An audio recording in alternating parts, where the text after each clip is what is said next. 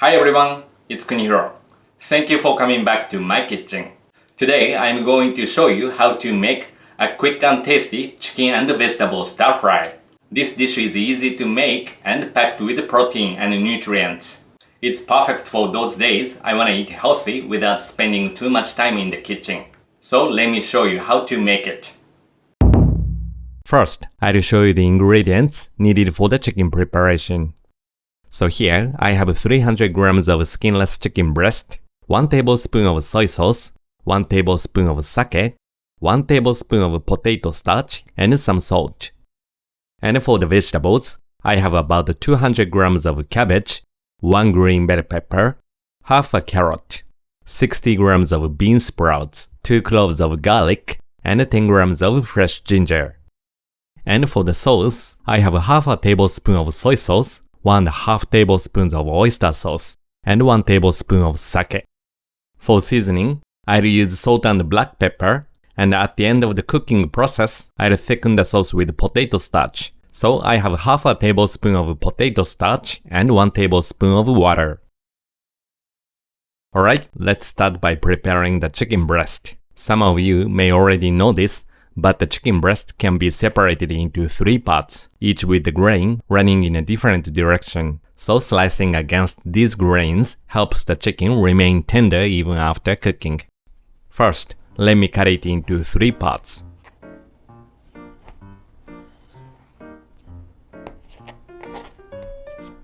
Then we'll slice them into thin pieces. The grain runs this way in this part, so we'll slice against the grain like this. Aim for a thickness of about 5 millimeters.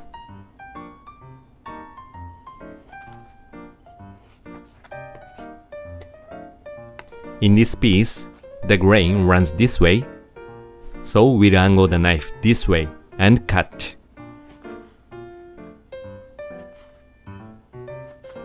And as you reach the thinner part of the meat, you must tilt the knife more to achieve a consistent cross-section. Cutting into similar sized pieces is crucial because they cook evenly in the pan. In this last part, the grain runs this way, so we'll angle the knife this way and cut.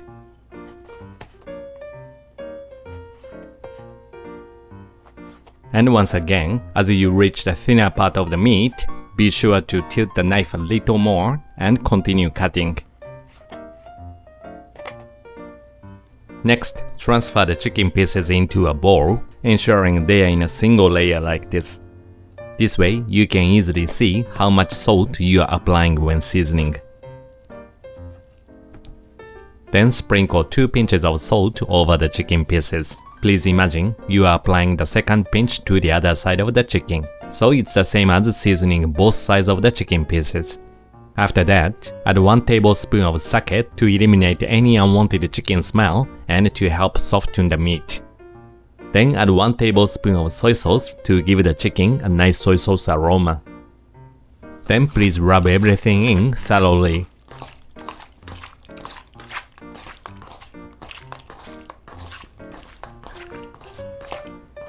And when the chicken absorbs all the liquid, it's done.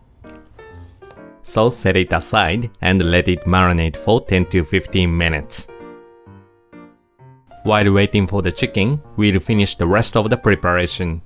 First, let's cut the cabbage. Please remove the core first. Then with your hands, separate the cabbage into 3 parts, the outer, middle, and inner layers. Start with the outer part and cut it into bite-sized pieces.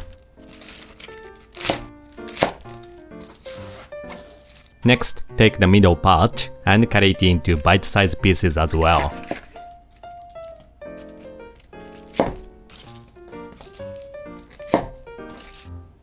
The inner part is already in bite-sized pieces, so simply separate the layers. This way, you'll have evenly sized pieces of cabbage for your stir fry.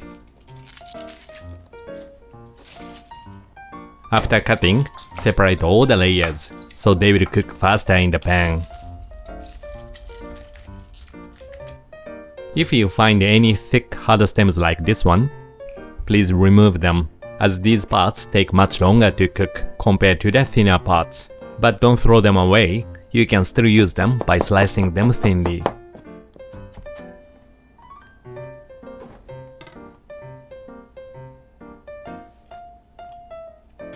Next, please wash the cabbage and drain the water. Since excess moisture can make the stir-fry soggy, you need to drain the water well at this point. If you don't have a spinner, you can cover the strainer with a bowl and shake it like this. It works just like a spinner. And your cabbage is done. Next, let's prepare the green bell pepper. Wash it first and then cut it in half. Then remove the stems and the seeds using your hands. And when cutting the bell peppers, place the outer side facing down to prevent your knife from slipping. Then cut it into bite-sized pieces like this.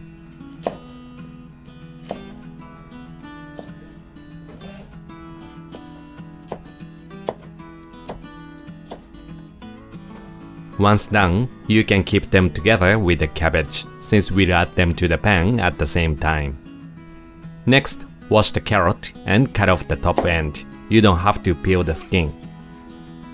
Then slice one end of the carrot thinly to create a flat surface. Place the carrot on this flat surface so it doesn't move. Then cut it into thin slices.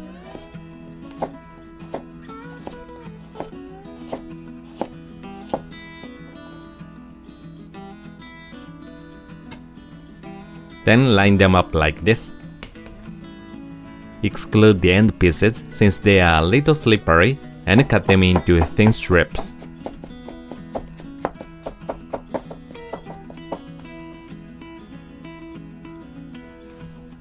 Then cut the end pieces as well. Transfer all the carrot strips to a bowl and it's done. Next, we'll chop the garlic. Start by crushing the garlic cloves with the side of the knife. Then cut them thinly.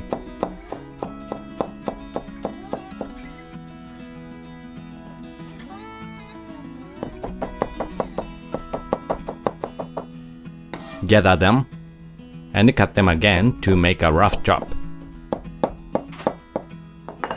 Transfer the chopped garlic to a small dish and the garlic is done. Next, cut the ginger into thin slices.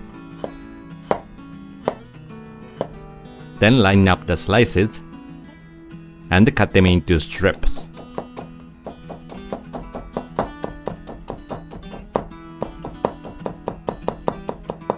Keep the ginger strips together with the chopped garlic, as we'll add them to the pan at the same time. You don't have to wash the bean sprouts, since it's been washed and salted. Next, let's combine the sauce ingredients in advance to avoid rushing later. In a bowl, add half a tablespoon of soy sauce for its aroma. Then add 1.5 tablespoons of oyster sauce for a rich savory flavor and a hint of sweetness. Finally, add 1 tablespoon of sake to enhance the depth of the dish. Please mix everything until well combined. And there you have it. The sauce is ready. Finally, add 1 tablespoon of water to half a tablespoon of potato starch and mix them together. We'll add this mixture at the end of the cooking process to thicken the sauce and help it bind with the other ingredients, making your final dish much more flavorful. By the way, this mixture will start to separate over time, so make sure to mix it again before adding it to the pan. Alright, now that we've finished all the other preparations, let's return to the chicken. By this point, it should have been marinating for about 10 to 15 minutes and it should be just right. Now, add a tablespoon of potato starch to the chicken and rub it in. Coating the chicken with potato starch helps to retain moisture even after cooking. Okay, this is good. The chicken has been coated evenly and is ready to cook. So let's move on to the actual cooking process. Alright, I'm at the stove now. To make stir fry easier, keep all your ingredients within reach. This way, you can cook at a steady pace and stay focused on adding each ingredient at the right time. Alright, first, please add a tablespoon of cooking oil to a large frying pan and turn the heat to medium-low. Once the frying pan is heated well, and the oil has become runny like this, we'll start by cooking the chicken breast. Place the chicken pieces in the frying pan and cook each side for about 2 minutes until they become brown.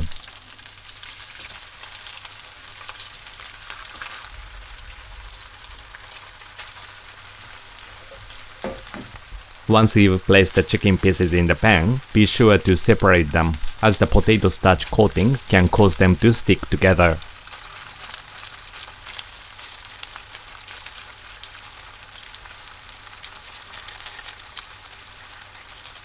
Now that you've reached this point, please let them cook without moving them too much. If you touch them too often, they won't get a nice sear. 2 minutes later, flip the chicken over and cook the other side for 2 more minutes. At this point, some pieces might not be browned much, but go ahead and flip them over.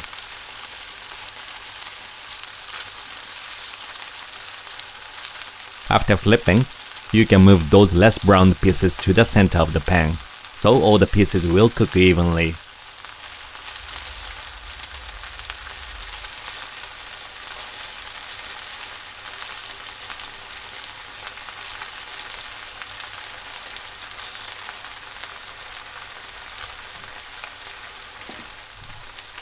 And after 2 minutes, remove all the chicken pieces from the pan and set them aside.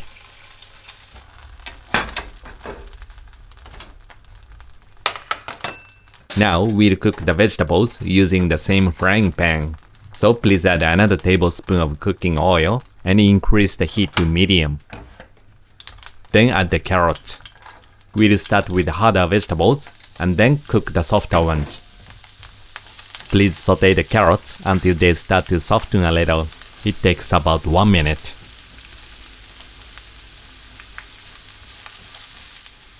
It's been about 1 minute and the carrots have softened a little.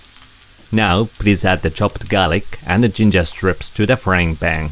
I'm adding them at this point because adding them too early can cause them to burn. Please cook them until fragrant, which usually takes only about 20 seconds. And once the ginger and garlic have become fragrant, add the cabbage and bell peppers, and cook them until they become almost tender, which takes about 1.5 minutes. Please stir fry by mixing to ensure the oil coats them evenly.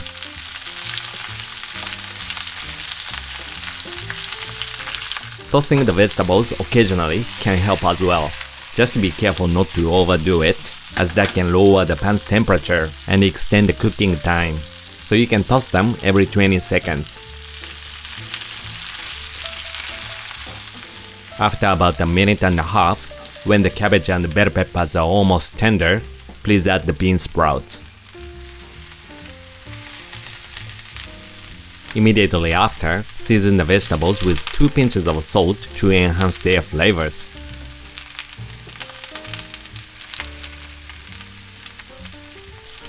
Keep stir frying them for 30 seconds until the bean sprouts start to soften a little.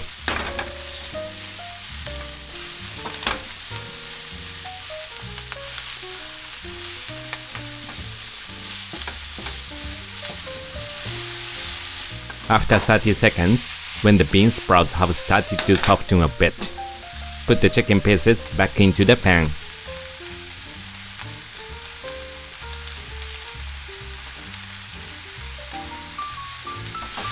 Please push everything to one side of the pan. Then give the sauce a final mix and add it to the open space. Let it sizzle and develop a smoky flavor. Once the sauce reaches a boiling state, mix everything together so the sauce spreads evenly throughout.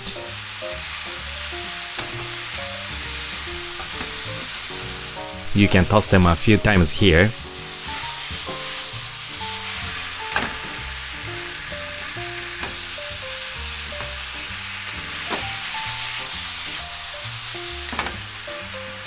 And when the sauce has spread evenly, grab the potato starch mixture, mix it one last time, and add it to the pan.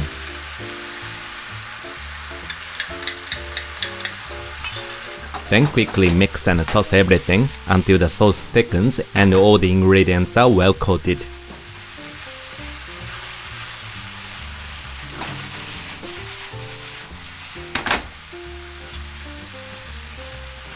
Finally, sprinkle a pinch of ground black pepper to spice things up a little. Mix it one last time. And that's it. So turn off the heat and transfer everything to a serving plate.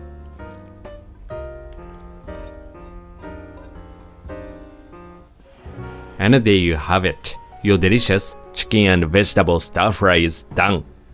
The vibrant colors of the vegetables and the perfectly cooked chicken make this dish look absolutely mouth-watering. The flavors are well balanced, with the ginger and garlic adding a wonderful aroma, and the sauce tying everything together beautifully. Served with rice and miso soup, it makes a complete and satisfying meal. Please enjoy. Alright, that's it for today. I hope you enjoyed watching today's video. So if you did, please hit the like button and leave a comment below. I always enjoy reading your comments and getting ideas for future recipes. Thank you so much for watching, and I'll see you soon in my next video. Bye bye.